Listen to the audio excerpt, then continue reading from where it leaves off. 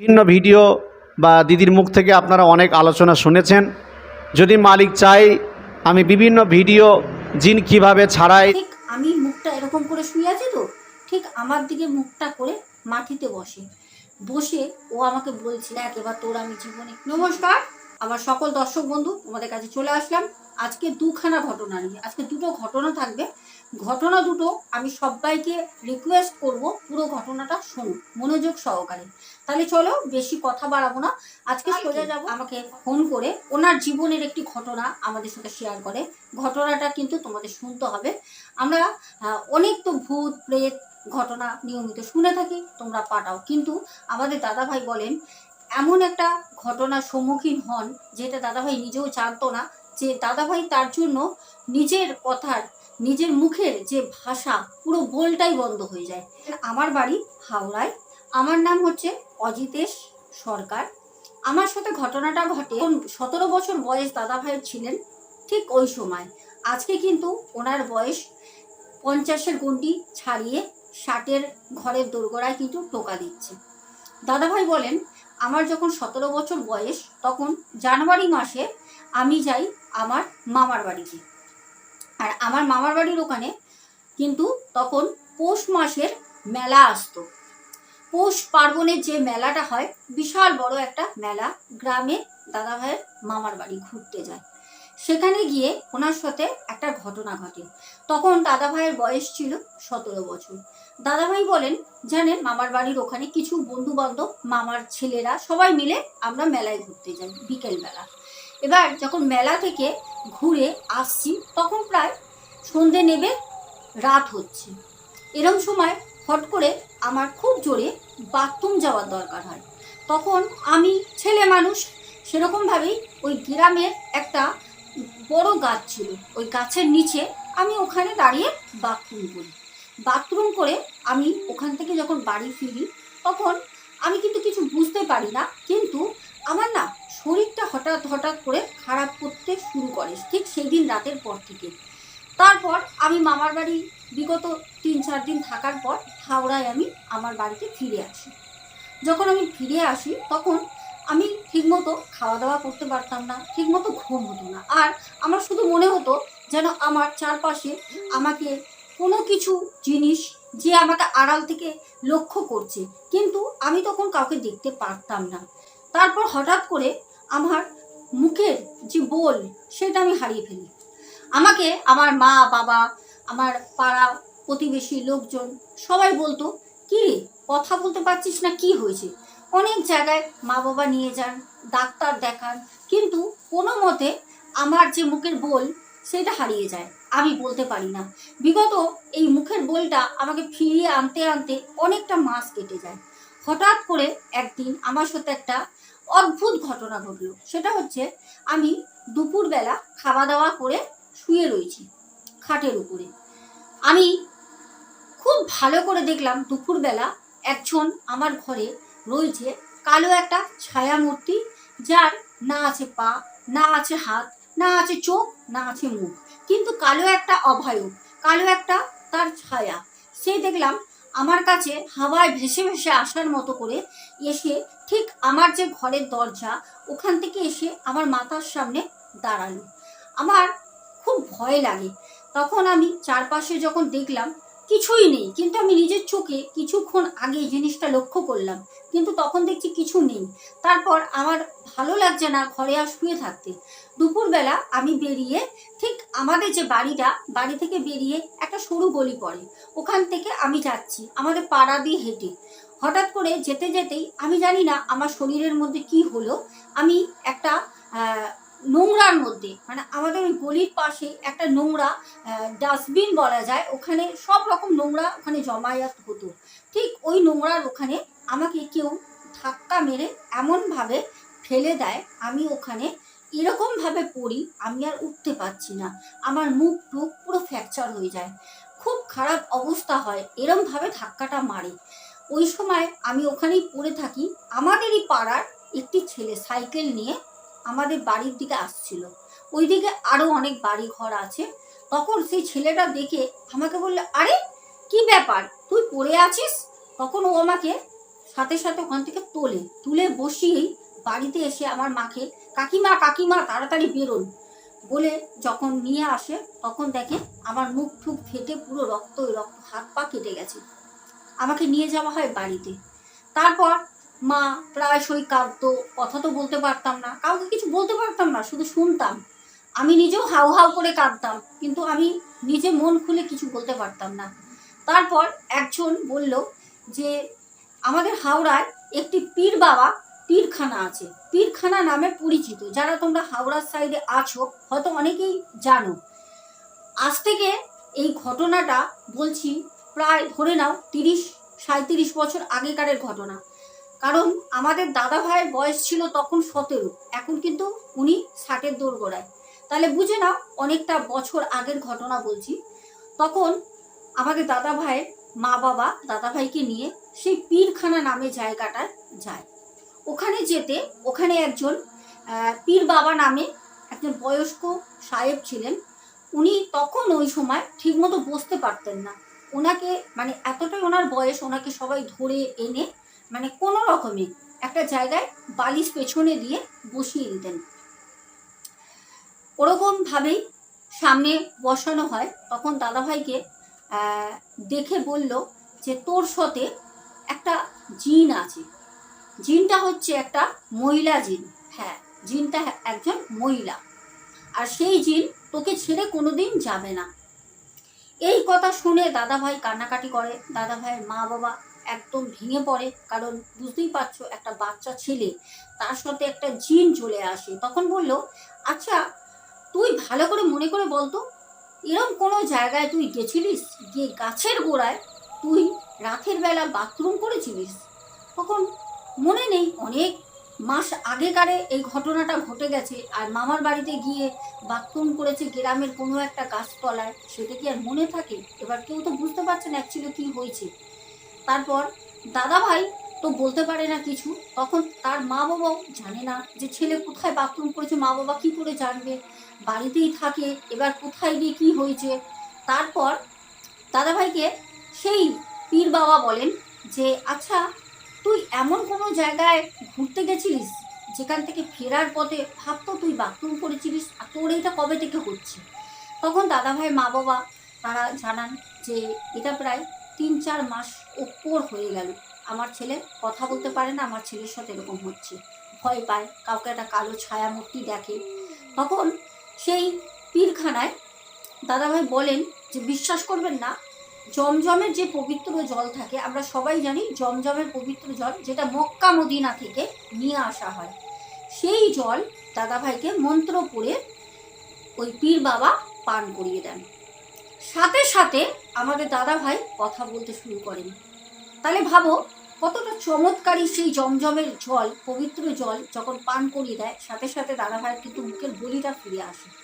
তখন দাদাভাইকে বলে, তোর সাথে একজন মহিলা জিন আছে, যেই জিনটি আজ থেকে 300 বছর আগে গলায় দড়ি দিয়ে সুসাইড করেছিল। যে মহিলাটি 300 বছর ধরে ও জিন হয়ে ওই যেখানে বাথরুম করে ওই গ্রামের গাছতলায় ও থাকে। আর সেই সন্ধ্যায় দাদাভাই মেলা থেকে ফিরতে গিয়ে বাথরুম করে, ওখানে ওই জিনটা গাছের নিচে শুয়েছিল। আর দাদাভাই বাথরুম করে হচ্ছে তার গায়ের ওপরে। আর সেই জিন দাদাভাইয়ের সাথে আজও রয়েছে। দাদাভাই আমাদের জানান, বিশ্বাস করবেন না, সেই জিন আজও আমার আশেপাশে থাকে, কিন্তু ও আমাকে কোনো ক্ষতি করতে পারে না। কারণ ওই যে পীর বাবা যখন ওই পবিত্র জমজমের জলটা যখন খাওয়ায়, তখন বলে দিয়েছিল এই জলটা তোর শরীরে যখন রক্তে মিশে যাবে তখন তোকে আর কেউ ক্ষতি করতে পারবে না। আর এই যে পবিত্র যে জমজমের যে জল যেটা আনা হয় মক্কা মদিনা থেকে, এই যে জলটা কিন্তু খাওয়া বা পাওয়া এটা অনেকটা কিন্তু সৌভাগ্যের ব্যাপার। সবাই কিন্তু জমজমের জল পায় না। দাদাভাই বলেন, জানেন এখনো আমার আশেপাশে সেই মহিলা জিনটি কিন্তু ঘুরে বেড়ায়, কিন্তু ও আমার কাছে আসতে পারে না। কাছে আসতে পারে না এই কারণে, যাতে আমি জমজমের জলটা খাওয়ার পর, আমি কিন্তু একবার খাইনি, আমি তার পরেও গিয়ে যতগুলো প্রসিডিওর ছিল আমি কমপ্লিট করি। তারপরে কিন্তু আমার শরীরের মধ্যে সেই জমজমের পবিত্র পানি যেহেতু মিশে গেছে, তার জন্য সে আমাকে কিছু করতে পারে না। তো দর্শক বন্ধু, ঘটনাটা কেমন লাগলো? আমাদের দাদাভাই কিন্তু আরও অনেক ঘটনা আমাদের সাথে শেয়ার করবেন। ওনার জীবনে, ওনার বাবা মায়ের জীবনে, ওনার দাদু দিদার জীবনেও অনেক ঘটনা ভৌতিক ঘটেছে। আমাদের দাদাভাই কিন্তু জানান। যদি আপনার দর্শক বন্ধুরা শুনতে আগ্রহী হন, অবশ্যই আমি সেগুলো শোনাবো। তো তোমরা যদি আগ্রহী থাকো, অবশ্যই কমেন্ট বক্সে কমেন্টস করো। দাদাভাই আজকে অবশ্যই ঘটনাটা শুনছেন। দাদাভাই কোনো ভুল ঝুঁক হলে ক্ষমা করে দেবেন। আরও একটা কথা বলবো, আমরা এই যে জিন নিয়ে যে কথাগুলো বললাম, বাস্তবে যে জিন আছে, বাস্তবে যে জিনের কাউকে কবলে ধরলে জিন কি করতে পারে, আজকে তোমরা একজনের মুখ থেকে শোনো। আমরা অনেকেই কিন্তু অনেক পরিশ্রম করি, অনেক খাটি, জীবনে অনেক কিছু করি, কিন্তু সফল হতেই পারছি না। আমরা ভাবি কিসের জন্য সফল হতে পারছি না, আমার কি হার্ডওয়ার্ক আমি কিন্তু 100% দিতে পারছি না। না, আমরা চেষ্টা করে যাই, কিন্তু দেখবে সারা জীবন চেষ্টা করার পরেও সেই মানুষটা সফল হতেই পারে না। আমরা বুঝতেই পারি না যে সেই মানুষটার পরিবারে বা সেই মানুষটার সাথে এমন কিছু আছে কিনা। আজকে তোমরা শোনো। হাই বন্ধুরা, কেমন আছেন? আশা করি আপনারা সকলে ভালো আছেন। আমিও আপনাদের অশেষ কৃপায় আমিও ভালো আছি। বন্ধুরা, আজকে যে বিষয়টা নিয়ে আমি আপনাদের কাছে কথা বলবো, দেখুন, আপনারা দীর্ঘদিন ধরে দিদির ইউটিউব চ্যানেলে আপনারা ভিডিও দেখে আসছেন। বিভিন্ন জিন জাতি এবং বিভিন্ন প্রকারের ভিডিও নিয়ে দিদি কথা বলে আপনারা শুনেছেন। তো আমার সঙ্গে দিদির বেশ একটা সুসম্পর্ক আছে, সেই সূত্রে আপনাদের কাছে আজকে আসা। আমি দীর্ঘ কম বেশি 5 থেকে 6 বছর ধরে আমি জিন, জাদু এবং ব্ল্যাক ম্যাজিক রিলেটিভ নিয়ে কাজ করছি। দেশের বাইরে এবং দেশে বিভিন্ন রাজ্যে, জেলায়, শহরে, নগরে, অলিতে গলিতে বিভিন্ন জায়গায় গিয়ে আমি জিন এবং জাদু রিলেটিভ নিয়ে কাজ করি। যদি আপনাদের এরকম কোনো সমস্যা থাকে, অনেক সময় দেখা যায় সংসারে অশান্তি, অনেক সময় দেখা যায় যে ডাক্তার দেখাচ্ছেন কিন্তু কোনো মতে সুস্থ হচ্ছেন না, তাহলে ভাবতে হবে এটা জিন্নাতের সমস্যা আছে। অনেক সময় দেখবেন যে হঠাৎ ছেলে মেয়ে পড়াশোনা করতে করতে হঠাৎ বিগড়ে গেল, ভাবতে হবে এটা জিন্নাতের সমস্যা। বিশেষ করে এই রকমভাবে অনেক বিষয় রয়েছে যেগুলো আমরা লেখাপড়া না জানার কারণে বা এই সমস্ত বিষয়ের উপরে জ্ঞান সঞ্চয় না করার কারণে আমরা বুঝতে পারি না অথবা জানতে পারি না। তাই আপনাদের কাছে আমার রিকোয়েস্ট, যদি এইরকম কোনো বিষয় থাকে আপনাদের কাছে কোনো খবর থাকে, আমাদেরকে বলবেন অথবা আমার চেম্বারে আসবেন। সরাসরি কলকাতা থেকে 2 ঘন্টা সময় লাগে আমার চেম্বারে আসতে, অথবা আপনারা দিদির সঙ্গে যোগাযোগ করবেন আমার চেম্বারে আসার জন্য, নতুবা আপনারা যদি আমাদের সঙ্গে যোগাযোগ করেন আমরা সেখানে যেও চিকিৎসা করতে পারবো। সমস্ত বিষয়ের উপরে, জটিল এবং কঠিন রোগের উপরে সর্বপ্রকার আমরা চেষ্টা করি মানুষ যাতে সুস্থতা লাভ করে, মানুষ যাতে সুস্থ থাকতে পারে, আমরা এই ডিল নিয়ে কাজ করি। আপনারা চেষ্টা করবেন এবং আমাদের সঙ্গে থাকবেন, সাহায্য করবেন, সহযোগিতা করবেন।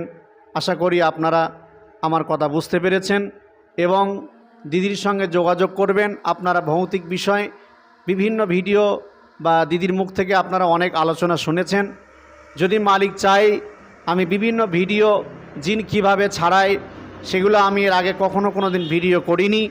তবে আশা করি যদি মালিক রাজি থাকে আমি ভিডিও করব, আপনারা দেখবেন যে কিভাবে আমি জিন জাদুর কাজগুলো করি।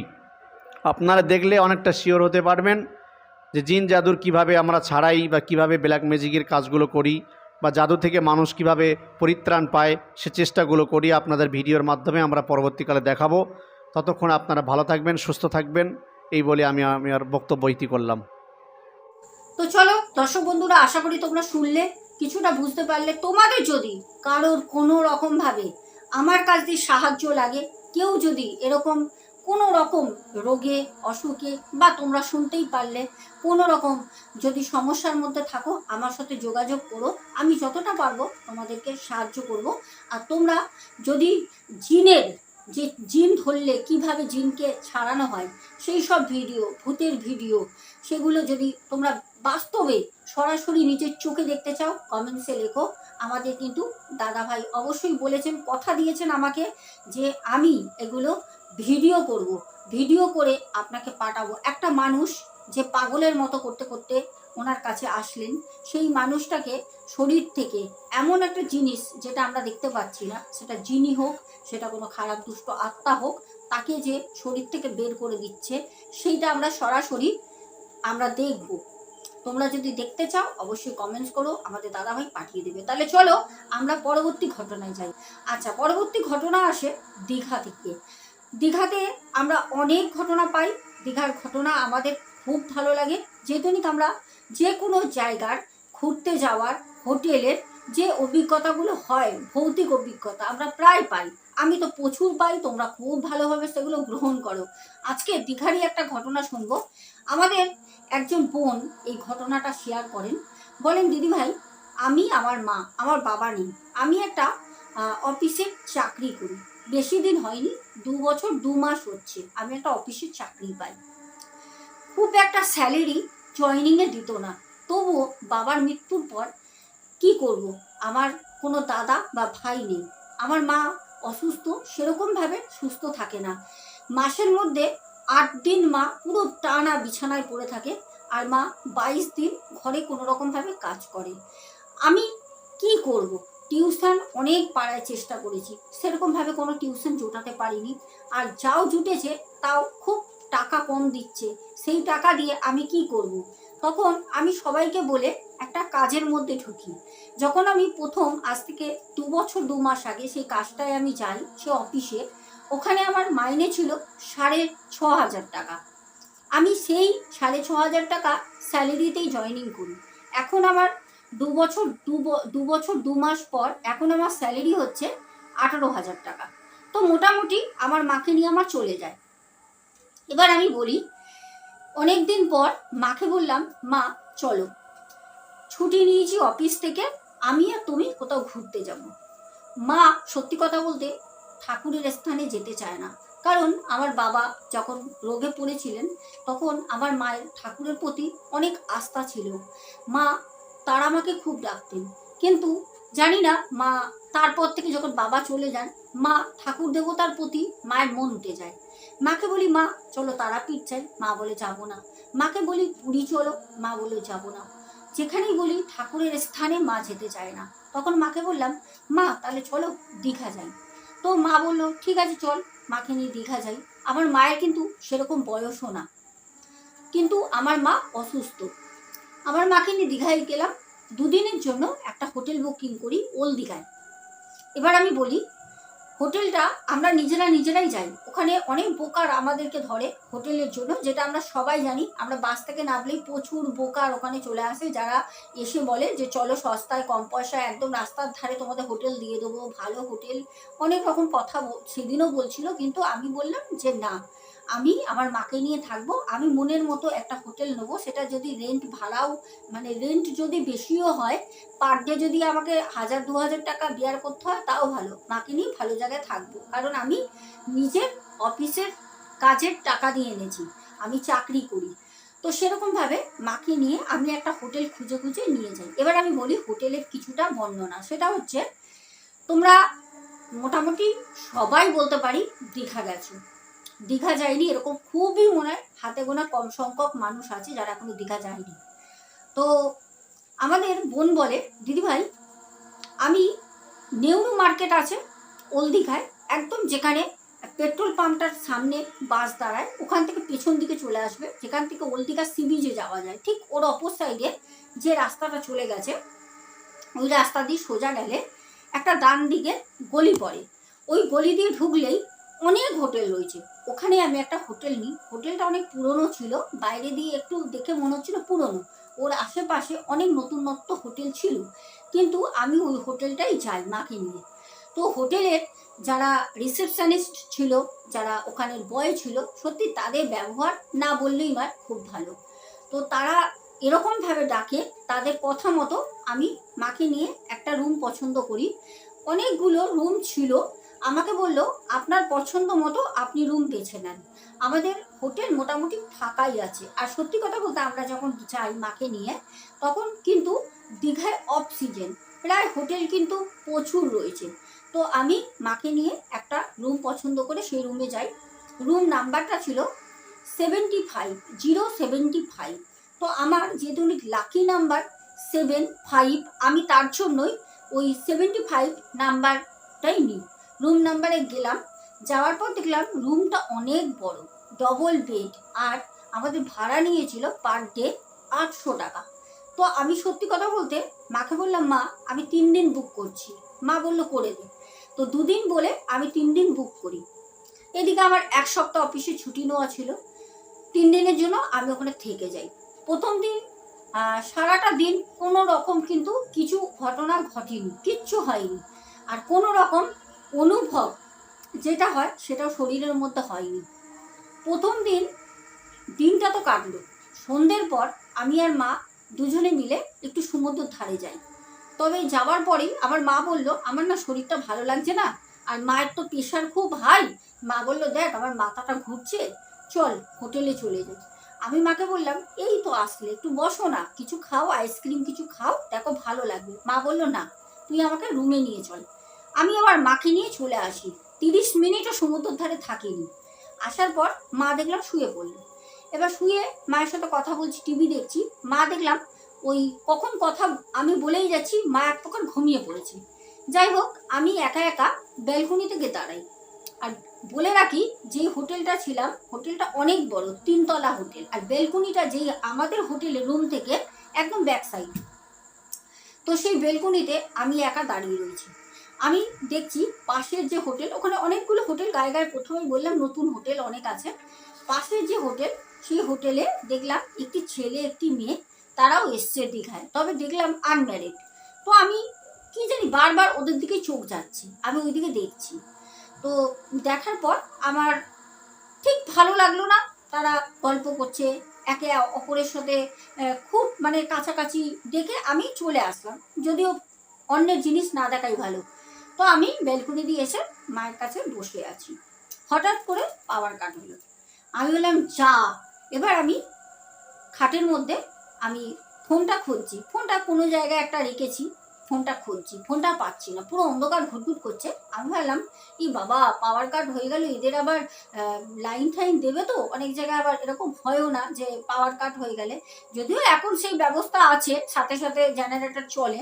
তো আমি সেরকমভাবেই ফোনটা খুঁজছি, খুঁজতে খুঁজতে হট করে, বিশ্বাস করবে না, সেই যে কি ভয়ঙ্কর সন্ধ্যা ওইটা, একটা মানুষের হাত, বেশ রোকা পাতলা একটা নরম হাত, ঠান্ডা, আমি না চেপে ধরেছি।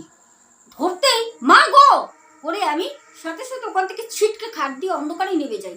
আর পাশের যে হোটেলটা, যে হোটেলটার কথা প্রথমে বললাম আমি দেখছিলাম, ওই হোটেলটার কিন্তু জেনারেটর চলছে, আর ওই হোটেলের আলোটা কিছুটা আমার রুমের ওই খাটের নিচটায় পড়েছে। আমি সাথে সাথে নেমে যাই।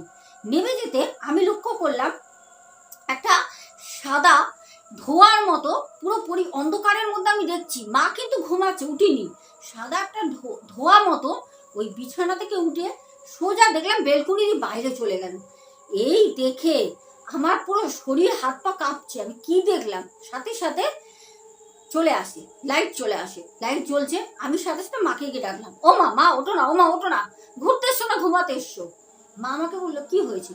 আমি বললাম, মা জানো কারেন্ট নেই, কিন্তু কারেন্ট চলে গেছে। মা বলছে, এই তো লাইট জ্বলছে। আমি বলছি, হ্যাঁ ওটা তো জেনারেটর চলছে। জানো না তুমি, তোমাকে নিয়ে ঘুরতে আমি কোনোদিন আসবো না, জানো কি হয়েছে? তো মাকে আমি বলি, মা হাসতে হাসতে বললো, সকাল থেকে এসে একবার ঘুমিয়েছিস, বিশ্রাম করেছিস, হ্যাঁ টই টই টই টই করে ঘরের মধ্যে ঘুরছিস, কি তোর মাথা খারাপ হয়ে গেছে, যা রাতের বেলা খাবারটা অর্ডার দে, অর্ডার দিয়ে খাওয়া দাওয়া করে শুয়ে পড়। তো আমি ভাবলাম হতেও পারে। যাই হোক, রাতের বেলা আমরা নিচ থেকে খাবার নিয়ে আসি। আমি গেছিলাম একা, মায়ের জন্য আমার জন্য খাবার নিয়ে চলে আসি নিচে হোটেল থেকে। নিয়ে এসে আমরা দুজন খাওয়া দাওয়া করি, দিয়ে শুয়ে পড়ি। মা বললো, শো কালকে কিন্তু এখানে যে মন্দির আছে, আমরা চন্দনেশ্বরের মন্দির, বললো ওই মন্দিরে যাব, খুব জাগ্রত দীঘায় চন্দনেশ্বরের মন্দির, যারা যারা গেছো আশা করি জানো, খুব জাগ্রত মন্দির।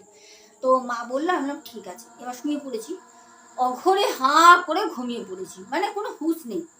মা তো টিভি দেখছিল, আমি জানি না মা কখন ঘুমিয়েছে। আমার যখন ঘুম ভাঙলো, তখন একটা স্টিলের কোনো হালকা জিনিস, চামচি ধরো এরকম কোনো জিনিস, ঠিক মনে হলো আমার কানের কাছে কেউ মেঝেতে ফেললো, টং করে একটা শব্দ হয়। আমার চোখের ঘুমটা ভেঙে যায়। আর ঘুমটা ভেঙে যায়, আমি যেহেতু সারাটা দিন এত মানে জার্নি করেছি, এত শরীরটা টায়ার্ড ছিল, আমার সত্যি কথা বলতে ঘুমটা একদম সলিড হয়ে গেছে। আর তখন যে আমার ঘুমটা ভেঙেছে, চোখে এক ফোঁটা ঘুম নেই, শরীরে কোনো রকম বিরক্তি বোধ নেই, একদম শরীর ফ্রেশ। আমি উঠে বসলাম, উঠে আমি বললাম আরে কি যেন একটা শব্দ হলো। তারপর আমি বললাম দেখি তো, মা আবার রুমের দরজাটা ঠিক করে লক করেছে তো। উঠে আমি গেলাম, গিয়ে টিভি চলছে, তখনও টিভি চলছে, মা ঘুমাচ্ছে হাত ধরে। তো আমি গিয়ে দরজাটাকে দেখলাম না লক করা রয়েছে, নিচে একটা লক, উপরে একটা লক, ভিতর দিয়ে। তো উপরের লকটা আমি করে দিলাম, দিয়ে একটু জল খেলাম, খেয়ে টিভিটা অফ করলাম, অফ করে ফোন নিয়ে শুয়ে রয়েছি। এমনিতে নাইট যে ল্যাম্প সেটা জ্বলছে, আমি ফোন নিয়ে ফোন ঘাঁটছি আর বন্ধুদেরকে ফটো শেয়ার করছি। ওই সন্ধেবেলা যা ফটো তুলেছি, যেতে যেতে যা তুলেছি সেগুলো শেয়ার করছি রাতের বেলা। তখন আনুমানিক সময় রাত 2:45 কি 2:30 আনুমানিক এরকম হবে, প্রপার আমার টাইমটা ঠিক মনে নেই। তো আমি ফোনটাকে ফটো দিচ্ছি, ঘাঁটছি, হঠাৎ করে কি বলবো, আমার পায়ের মধ্যে কেউ যেন ঠিক ধাক্কা মারার মতো, মানে যদি কেউ ঘুষি বা হাত দিয়ে যদি একটা ধাক্কা মারে পায়ের মধ্যে, একটা যেরকম স্পর্শ হয়, ঠিক ওরকম একটা স্পর্শ হলো। আমি সাথে সাথে উঠে বসলাম। আমার শরীর তখন ঠান্ডা হয়ে গেছে, কারণ আমার মনে পড়ে গেল যে সন্ধেবেলা পাওয়ার কাট হওয়ার পর আমি রুমের মধ্যে কী স্পর্শ করেছিলাম আর কি দেখেছিলাম। খাবার দেখে চলে যেতে বাইরে একটা সাদা ধোঁয়া। আমি পা গুটিয়ে বাবু হয়ে চুপ করে বসে রয়েছি, প্রচণ্ড ভয় লাগছে, শরীর পুরো ঠান্ডা হয়ে গেছে। মাকে ভাবছি ডাকবো, মায়ের শরীরটা ভালো না, আবার যদি এখন ডাকি সকালবেলা আর মা বেরোতে পারবে না। সব ভেবে আমি চুপ করে বসে রয়েছি, কোনো মতো ঘুম আসছেও না, আর ঘুমানোর কোনো রকম আমার মানে মন নেই আর। যাকগে অনেক তো ঘুমিয়ে নিয়েছি, বিষয়টা জানতে হবে কি। তো আমি দেখলাম না কোনো রকম কিছুই না, চারপাশে লাইট তো জ্বলছে ঘরে, ওই আলোতে দেখলাম কিছু না। তো আমি ফোন ঘাঁটতে ঘাঁটতে ভাবলাম না একটু বেলকুনিতে গিয়ে দাঁড়াই। তো বাইরে গেছি, একটা স্বাধীন বাড়ির মধ্যে কাজের অনেক প্রেশার চাপ, সংসারের মায়ের শরীর নিয়ে অনেক চিন্তার মধ্যে থাকি। তো যাকে 2 দিন ঘুরতে গেছি, 2-3টে দিন আর কি হবে।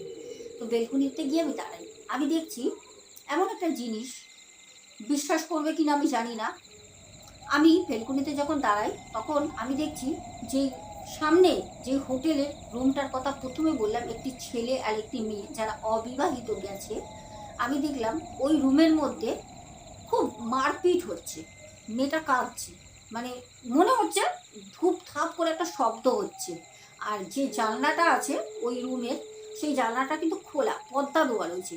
আর হাওয়াতে, প্রচণ্ড হাওয়া চলছে রাতের বেলা, হাওয়াতে যেহেতু নেই, পর্দাটা আস্তে আস্তে সরে যাচ্ছে, আবার পর্দাটা উঠছে, তো একবার সরে যাচ্ছে, একবার আবার জায়গা মতো চলে আসছে। আমি না ওই পর্দার দিকে তাকিয়ে রয়েছি। আর বেলকুনির লাইটটা আমি কিন্তু অফ রেখেছি, আমি জ্বালাইনি। আমি ঠিক দেয়ালের কোণ থেকে সেটে দেখার চেষ্টা করছি, মেয়েটা যেহেতু কান্নার শব্দ শুনতে পাচ্ছি, কাঁদছে, আমি না দেখার চেষ্টা করছি। আমি যা নিজের চোখে দেখলাম, মানে বলে বোঝাতে পারবো না। আমি দেখলাম যে মেয়েটা মানে খুব কাঁদছে, আর ছেলেটা কালো রঙের একটা লুঙ্গি, পরিষ্কার আমি দেখতে পাচ্ছি, যেহেতু পর্দাটা উঠছে ওর মধ্যে, আমি ওইদিকে তাকিয়ে ওদেরই দেখছি, পুরো ফোকাসটা ওদের দিকে। কালো রঙের একটা লুঙ্গি পরে আছে, কালো রঙের একটা গেঞ্জি, স্যান্ডো গেঞ্জি পরে আছে কালো রঙের। ছেলেটা বেশ ফর্সা, খুব রোগা পাতলা, মেয়েটাও হাইট খুব একটা বেশি না, মেয়েটাকে দেখছি গলা টিপছে। আমি না ওখান থেকে দাঁড়িয়ে দাঁড়িয়ে দেখছি। এইবার আমি ভাবছি এ বাবা, মেয়েটা কি গলা টিপছে কেন, মেয়েটাকে কি মেরে ফেলবে নাকি, কি রে বাবা এদিক কি হলো। কিছুক্ষণ আগেই তো সন্ধেবেলা দাঁড়িয়ে দেখলাম যে দুজনে কোলে মাথা দিয়ে দুজন দুজনকে এত কাছাকাছি, মানে ভালোবাসা, এখন মারপিট হচ্ছে। যাকে যার যার ব্যাপার। তো সেইটা দেখে আমি না আবার কিছুক্ষণ দাঁড়ানোর পর দেখলাম যে কান্নাকাটি হচ্ছে, কোনো সময় চুপ হয়ে যাচ্ছে, কোনো সময় কান্নার শব্দ শুনছে, আমি এসে শুয়ে পড়ি, আমার ভালো লাগছে না। আমি বললাম দূর, আমি ঘুরতে এসেছি, কেন ফালতু ফালতু লোকের ঝামেলার মধ্যে যাব, শুয়ে পড়ি। সকালবেলা আমার মা আমাকে ডাকে, তখন 8টা বাজে। মা বলল এই ওঠ, আমাদের তো বেরোতে হবে। আমি বললাম হ্যাঁ। তখন মা বলছে জানিস পাশের হোটেলটায় পর্যটক এসেছিল, জানিস তো একটা ছেলে মেয়ে, মেয়েটাকে গলায় দড়ি দিয়েছে, ছেলেটাকে পুলিশে ধরে নিয়ে যাচ্ছে। আমি বললাম কি, কোন হোটেলের কথা বলছো? বলছে ওই তো আমাদের পাশে বেলকুনি দিয়ে দেখা যাচ্ছে ওই রুমটায়। আমি না মাকে বলতে গিয়ে চুপ করে গেলাম, কারণ মা বকা দেবে যে কি ব্যাপার, অন্য লোকের কেন তুমি ওইদিকে দেখেছো রাতের বেলা। তো বলতে গিয়ে চুপ করে যাই। তখন আমি বললাম কোথায়, মা বলছে দেখ ব্যালকনিতে যা। ব্যালকনিতে যখন যাই নিচে তাকাই, দেখলাম লোকে লোক, শয়ে শয়ে লোকে লোক। মেয়েটা একটা মানে পুলিশের গাড়িতে শোয়ানো রয়েছে, মানে ওকে তুলবে আর কি। আর ছেলেটা দুটো পুলিশ নিয়ে দাঁড়িয়ে রয়েছে। আর লোকে লোক ওদের কিছু জিজ্ঞাস করছে। আমি উপর থেকে দেখছি দোতলার উপর দিয়ে। আর আমি মেয়েটার দিকে তাকিয়ে আমি ভাবছি ভগবান, কালকে আমি দেখলাম এরকম মারপিট করছিল, ছেলেটা গলা টিপছিল।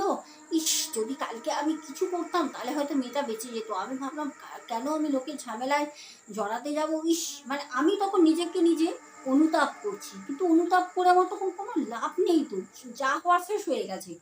তারপর মনটা খুব খারাপ হয়ে যায়, আর মাকে নিয়ে আমি আবার বেরিয়ে যাই। তারপরে সব কিছু ওখানটা দেখলাম সমাধান হয়ে গেছে, লাশ নিয়ে চলে গেছে, ছেলেটাকেও অ্যারেস্ট করেছে। কিছু জানা যায়নি তখন, আমরা জানি না যে কোথা দিয়ে এসেছিল কি ব্যাপার। রাতের বেলা ডাইরেক্ট বলছি, মাকে নিয়ে আমি টিভি দেখতে দেখতে মা ঘুমিয়ে পড়ে। মা তো ওষুধ চলে, মা ওষুধ খাওয়ার পর রাতে ঘুমের ওষুধ খেয়েই শোয়ে, মা শুয়ে পড়ে। আমারও শরীর খুব টায়ার্ড, আমিও বসে বসে খাটের মধ্যে জাস্ট হেলান দিয়ে চোখটা লেগে যায়। আমি দেখলাম, কি বলবো, বেলকুনির ঠিক আমাদের বেলকুনির যেখানটা আমি দাঁড়িয়েছিলাম ওখানে আমি দেখছি একটা কালো কালো রঙের একটা ছায়া মূর্তি। আমি ভাবলাম আরে, আমার যখন হালকা হালকা মানে আমার না শরীরের মধ্যে কিছু একটা জানান দিচ্ছে যে আমার চারপাশে মনে হচ্ছে, আমি কিন্তু ঘুমাচ্ছিলাম বসে বসে, কিন্তু হঠাৎ আমার শরীরটা না একটা কাটা কাটা কাটা কাটা দোয়া কাটা ভার হতে শুরু করলো। আমি যখন চোখে তাকাই, আর বেলকুনির দিকটা তো আমার সাইডে, আমি যখন ওইদিকে দেখি, দেখলাম কালো একটা ছায়া দাঁড়িয়ে রয়েছে। কালো ছায়া মূর্তিটা একটা মেয়ে। আমি ভালো মতো দেখি, দেখে আমি সাথে সাথে আমি বললাম, এই কে রে ওখানে, এই কে রে ওখানে, ওখানে কে দাঁড়িয়ে আছো, হ্যাঁ? আমি যখন বললাম, আস্তে করে ছায়া মূর্তিটা দেখলাম ঠিক গেটের পাশে ওয়ালের আড়াল হয়ে গেল। আমার আর সাহস হচ্ছে না আমি ব্যালকনি থেকে দেখবো, মাকে ডাকলে তো মা উঠবে না। আমি চুপ করে শুয়ে পড়ি, ঘুম তো হচ্ছে না, বেলকনির দিকে তাকিয়ে রয়েছি। বেলকনির কিন্তু আমাদের যে দরজাটা বেলকনির কিন্তু খোলা, হাওয়া আসবে বলে খুলে রেখেছি। এইবার আমি ভাবছি, প্রথম দিন দেখলাম সাদা রঙের কিছু একটা, এখন দেখছি কালো রঙের, কি এটা কি হচ্ছে আমি তো কিছু বুঝতে পারছি না। খুব ভয়ে ভয়ে মা কালী মায়ের নাম নিতে নিতে, আমি মা কালী মায়ের খুব বড় ভক্ত, মা কালী মায়ের নাম নিতে নিতে কখন জানি না চোখে ঘুম আমার চলে আসে। আমি ঘুমিয়ে ঘুমিয়ে জানি না স্বপ্ন দেখলাম না সেদিন সত্যি, সেটা তোমরাই বলবে। আমি দেখছি ঠিক আমি যেখানে শুয়ে রয়েছি ওই এক সাইড হয়ে আমার যে পাশে মেঝেটা ফ্লোর, ওখানে এসে কেউ একটা কালো ছায়া মূর্তি বসলো। ঠিক আমি মুখটা এরকম করে শুয়ে আছি, তো ঠিক আমার দিকে মুখটা করে মাটিতে বসে বসে ও আমাকে বলছে, কি রে, কালকে তুই দেখলি আমাকে, তুই বাঁচালি না বল? হ্যাঁ, তুই দেখছিলিস না লুকিয়ে লুকিয়ে, দেখ এবার তোর আমি কি করি। কালকে যদি তুই আমাকে বাঁচাতিস তাহলে আজকে আমাকে তোকে এসে এগুলো বলতে হতো না, আমি তো তোকে চিনতামও না। দেখ এবার তোর আমি জীবনে কি করি। এই কথাটা যখন আমি পুরো পরিষ্কার দেখছি, আমি যখন ঝটমট করে উঠে বসি, আমি কিন্তু ঘুমাচ্ছি না, আমি জেগেই ছিলাম, জাগনা অবস্থায় দেখছি। কিন্তু আমার মা, আমার জ্যাঠা, আমার কাকা, আমার বোন, ভাই, মামা, মাসি, যাকে বলছি সবাই বলছে তুই এটা বাজে একটা স্বপ্ন দেখেছিস, যে তুই রাতের বেলা ওরকম দেখেছিস। সেটা আমি বলি যে ওদের এরকম ঝামেলা হয়েছে বলছি তুই মনে মনে ওটা অনুতাপ করেছিস, তাই তুই দেখেছিস। আচ্ছা, আমি মানলাম তাই। ওইখান থেকে ফিরে আসার পর বাড়িতে, অফিসে, যেখানেই আমি যেতাম, আমি অফিসে কেবিনে কাজ করছি কালো ছায়াটা দেখতে পেতাম, বাথরুমে গেছি সেই কালো ছায়াটাকে দেখতে পেতাম, বাড়িতে শুয়ে রয়েছি কালো ছায়াটা কিছু করতো না, আমাকে কিছু করতো না, কিন্তু আমার চারপাশে ঘুরতো। এবার বলো, কিছু করার দরকার হয় না, যদি তুমি বাড়িতে একা রয়েছো, একটা কালো ছায়ামূর্তি তোমার সামনে হঠাৎ করে আসলো, হাওয়ার দিকে আবার কোথাও মিশে গেল, এরকম যদি তুমি দেখতে থাকো তাহলে তোমার অটোমেটিক্যালি ভয় হবেই হবে। এটা স্বাভাবিক ব্যাপার, কিছু করুক না করুক ভয় লাগবে যে আমাকে একা পেয়ে কোন দিন কী করে দেবে, কি আমার কখন হবে, একটা ভয় থাকে। যাই হোক, তারপর এরকম করে 3টে মাস প্রায় চলতে থাকে, কোনো মতে কিছু হচ্ছে না। তারপর লাস্টে আমার মা দেখলো যে আমার শরীরের পরিস্থিতি, আমার শরীরের মধ্যে ভয় আতঙ্কে আমি পুরো নিজে ভিতরে ভিতরে ভিতরে ভিতরে শেষ হয়ে যাচ্ছি। তখন আমার মা আমার মামাদের সাথে কথা বলে আমাকে একটি জায়গায় নিয়ে যায়। সেটা একটা দরগা ছিল। যখন ওখানে নিয়ে যায়, নিয়ে যেতে ওখানে যারা ছিলেন অভিজ্ঞ সব ব্যক্তিরা, ওনারা আমাকে কিছু কাজ, কিছু টোটকা, কিছু জিনিস আমাকে দেয়। বলল এটা তুমি সবসময় তোমার কাছে রাখবে, সব সময়। আর সেই যে ছায়া মূর্তি তুমি যেটা দেখো, সেটা হচ্ছে দীঘা থেকে ওই মেয়েটাই এসেছে। কারণ ওই হোটেলটাই ছিল খারাপ, যেই হোটেলে রুমটাই ছিলাম ওই হোটেলের রুমটাই খারাপ ছিল। যেটা প্রথম দিন আমার সাথে ঘটেছে, ওই হোটেলের রুমে খারাপ জিনিস আগে থেকে ছিল। তারপর আমি রাতের বেলা যেহেতু ওরকম একটা অ্যাক্সিডেন্ট দেখার পর চুপ করেছিলাম, এটা সাধারণ, আমি ভাবলাম কী ব্যাপার, ঘুরতে এসে আমি কেন অন্যর মধ্যে মাথা গলাতে যাব। তো তার জন্য আমার আজকে এই অবস্থা হয়। আমি যেহেতু কোনো প্রতিবাদ করিনি, আর আমি কি জানতাম যে এত বড় জিনিস হয়ে যাবে, আমি কি জানতাম। হতে পারে দুজনের মধ্যে কোনো কারণে ঝামেলা হচ্ছে, কারণ সন্ধ্যেবেলা দেখলাম তাদের মধ্যে এত প্রেম ভালোবাসা, বোঝাতে পারলাম। তারপরে আমার শরীর আস্তে আস্তে আস্তে আস্তে পুনরায় আমি আবার আমার মতো আগের জীবন ফিরে পাই। তো দর্শক বন্ধু, আজকের ঘটনাটা তোমরা শুনে কি বুঝলে? যারা তোমরা বলো যে এইসব ফালতু কথা, জিন নেই ভূত নেই, আমি চাই না তোমাদের কোনোদিন এরকম মানে জীবনে ক্ষতি হোক। যদি কোনোদিন তোমাদের বা তোমাদের আশেপাশের পরিচিত মানুষের সাথে, প্রিয় মানুষের সাথে যেদিন ঘটবে, তোমরা বুঝতে পারবে যে আত্মা, জিন এদের অস্তিত্ব আছে আছে।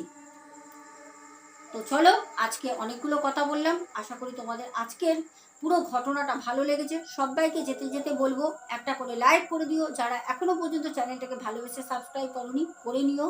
সবাইকে বলবো প্রতি কটা ঘটনার ডিসক্রিপশন বক্সে আমার ইমেলটা পিন করা থাকে, চাইলে মেল করেও তোমরা ঘটনা পাঠাতে পারো। আমাদের দাদা ভাই আরও অনেক অনেক ভিডিও পাঠাবে, জিন ভূত আত্মা যাই বলো না কেন, তোমরা যেই ভাষায় বলো সব আমরা দেখব। তার জন্য তোমরা সাথে থেকো। অবশ্যই যদি কোনো দরকারে কেউ যদি আমাকে, আগেও অনেকে বলেছো, এখনও আমি তোমাদের বললাম, যদি কোনো রকম সমস্যায় থাকো আমার সাথে যোগাযোগ করো। আর তোমাদের জন্য একটা খুব সুন্দর খবর নিয়ে আসছি, এত দারুণ একটা নিউজ তোমাদের খুব কাছাকাছি আমি দেব। হয়তো লাইভ করে তোমাদের সাথে সেই জিনিসটা রিভেল করব।